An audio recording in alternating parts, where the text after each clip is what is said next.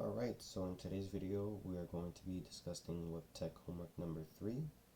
So, homework number 3, question 1. In this question I was asked to use looping in JavaScript to print a table of values which each row multiplies a number n by 10, 100, and 1000. So at the top of my file I use basic HTML5 structure with a head section where I set the title and added some CSS to style the table. I made sure the borders are visible and the text is centered, just like the example. In the body section, I added a heading table inside the thread. I created the column titles. You have n, 10 times n, 100 times n, and 1000 times n. Then inside the T body, I used a script tag to loop through the numbers 1 to 6. In the loop, I used document.write to create each table row dynamically. So for each n, I wrote the 4 cells, the number n, n times 10, n times 100, and n times 1000. So if we come here, open it up, this is what it looks like. You have your table, multiplication table, n, 1, 2, 3, 4, 5, 6, 10 times n, 100 times n, and 1000 times n. So for question 2, it asked me to create a JavaScript program that checks whether a 5-digit number is a palindrome, which basically means it's the same number forward and backward. The script asks the user to enter a 5-digit number, and then using a prompt, I check if the input is exactly 5 digits using a regular expression. If it's not, it's going to show up as an alert to tell the user that it must be 5 digits. If it is 5 digits, it compares the first and last digits and the second and fourth digits. If both match, it's a palindrome. So I'll go ahead and show you what that looks like. So it says here enter a 5-digit integer. If we enter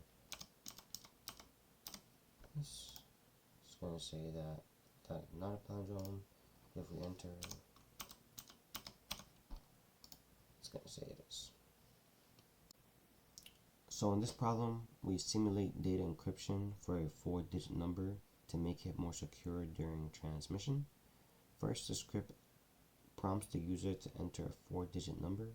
If the input is not exactly 4 digits, it's going to show up as an alert and ask you to input a correctly 4-digit number. Once we have a valid number, each digit is encrypted using this formula. So it's digit plus 7 and then the percentage of 10. Then I swap the first digit with the third and the second digit with the fourth, just like the instructions say. So I'll show you what that looks like real quick.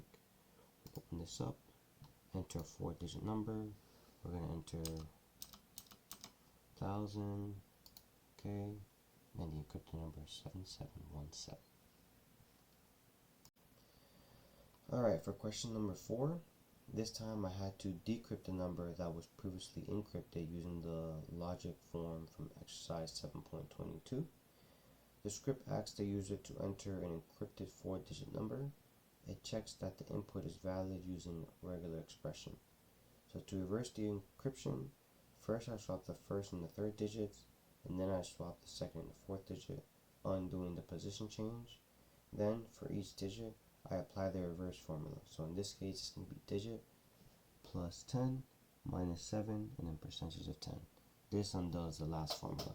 So I'll show you what that looks like here. If we open this up, enter the encryption, so we're going to enter 7717, and you see it's 4000 now. Alright, for question number 5, it asks me to create a histogram-like output by reading the 5 numbers from the user between 1 and 30. In the script, I use a for loop to ask for 5 numbers. Each number is validated to make sure it's between 1 and 30. For each valid input, I use the repeat function to generate a string of asterisks and then display the string inside a p tag on the page. So I'll show you what that looks like real quick. Open it up, enter a number. So real quick, I'm just going to put 0 just to show you that it's going to say it's an input. And then if we proceed forward with 5, 10, 26, 30, and then number 5 we're going to put 16, no. So you can see, you're going to see the asterisk histogram now. So for question number 6, we simulate product sales for a mail order company with 5-digit products. So first, the script uses a do-while loop to repeatedly ask the user to enter a product number 1 through 5 and the quantity sold for that product. The loop stops when the user enters 0 as the product number. That's our sentinel value. I use a switch statement to make the product number so its price. And then I multiply the price by the quantity and add it to the running total. So I'll show you what that looks like real quick for question number 6. So enter product number. So we're going to say product number 4. Then how many did you sell of this one? We're going to say we sold 20,000. Enter another product number. We're going to go with product number 2. And we sold 10,000 this one. And then 1. And we sold 50,000. And then 0 to stop. So this is our total sales. So for question 7, the question asked me to work with prime numbers. Specifically, I needed to write a function that checks if a number is prime, use it to find and display all the prime numbers between 1 and 10,000, and then optimize the function using the math sqrt method and compare performance. To start, I wrote a function called isPrime that takes a number and checks if it's only divisible by 1 in itself. Instead of checking all the way up to n, I used math.sqrt parentheses n parentheses as the upper limit. This makes the function much faster, especially for large numbers. Then, in the main part of my code, I loop through all numbers from 1 to 10,000. For each number, I used the isPrime function to check if it's prime. If it was, I added it to a string called result and also counted how many total primes I found. So here's what that looks like for question 7. Here are all the prime numbers from 1 to 10,000. And total prime found, 1,229. For question 8, the program starts by generating 2 random numbers between 1 and 9 using math.floor parentheses math.random enclosed times 9 parentheses plus 1. It displays a question like how much is 6 times 7 and lets the student enter their answer in a text box. If the answer is correct, it displays very good and generates a new question. If the answer is wrong, it shows no, please try again, and lets the student try again until it gets it right. All of this is handled using 2 functions: generate questions to create the math question, and check answer to handle user input and feedback. So here's what that looks like here. So the first question that we are met with is how much is 8 times 4? 8 times 4 is 32. So we just put in 32 and submit it. It's going to keep going. How much is 7 times 2? 14. Submit. How much is 4 times 5? You're entering 4 times 5, which is 20. Now we're going to go ahead and get this next question. We're just going to put 0. And it says no, please try again. So for question number 9, this builds off the previous multiplication quiz from exercise 9.22. The new requirement is to reduce students' fatigue by giving varied feedback instead of repeating the same message. So instead of always saying very good or try again, I use random number generation to choose one of 4 possible responses. So these responses are very good, excellent, nice work, keep up the good work, and also no, please try again, wrong, try once more, don't give up, or no, keep trying. So here's what that looks like for question number 9. So same ordeal, how much is 2 times 2? 4, excellent. How much is 9 times 8? It's going to be 72. Let's generate, keep up the good work. How much is 6 times 4? 24. Excellent. So this one we're going to get wrong. We're going to put 10. You can see, no, please try again. If you try again, you get it wrong again. No, keep trying. Maybe put 17. Don't give up. And then eventually, if you go 7, excellent. Alright, for question number 10. This is a continuation of the multiplication quiz, but now we're tracking the student's performance over time. So the script now tracks how many questions the student answers and how many times they get it right. After 10 questions, it calculates the percentage of correct answers.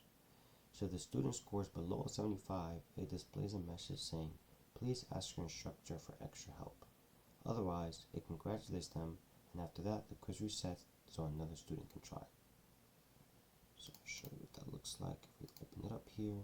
So we're going to go ahead and answer 10 questions real quick. So what is 2 times 3? 6. Very good. What is 1 times 7? 7. Very good. What is 1 times 9? 9.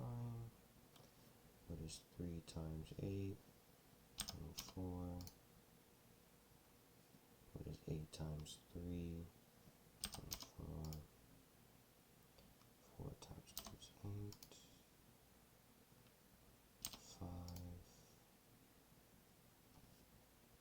8 times 2 is 16. 9 times 6 is 54. And 2 times 9 is 18. You got 10 out of 10 correct answers, 100%. Alright, for question number 11. This version expands on the previous multiplication quiz and makes it more flexible for different learning levels. So when the program starts, it first asks a student to enter a grade level. The grade level is between 1 and 3. 1 uses only single-digit numbers, 2 allows 2-digit numbers, and 3 allows numbers up to 999, and so on. Then it asks the student what type of math problems they want to practice: addition, subtraction, multiplication, division, or a mix of all 4. It generates random questions using the chosen difficulty in operation. For division problems, I make sure the answers always come up as whole numbers to keep it kid-friendly. Just like before, it gives positive or encouraging feedback using a switch statement and random messages. This version makes the program much more useful for different students and different skill levels. So I'll show you what that looks like. So here you're going to choose your grade level, let's say 2. Then you get to choose the type of problem, let's say 3. So what is 1 times 73? 73, and then you see next one.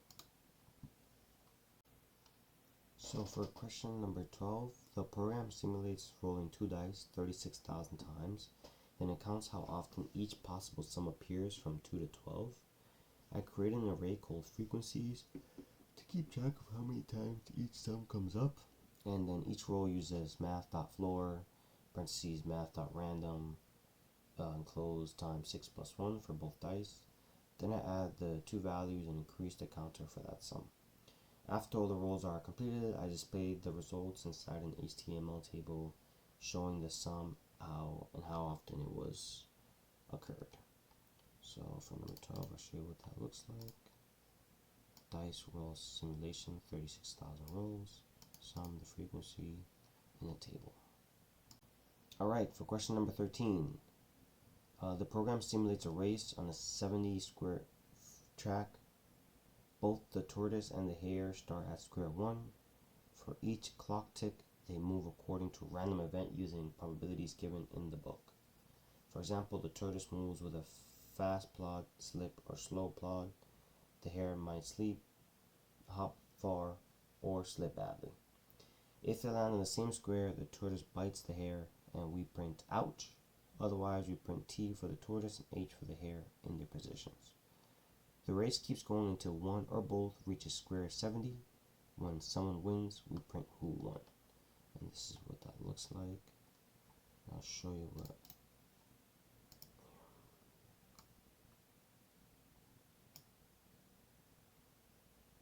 You see they got bit twice there. Hare wins.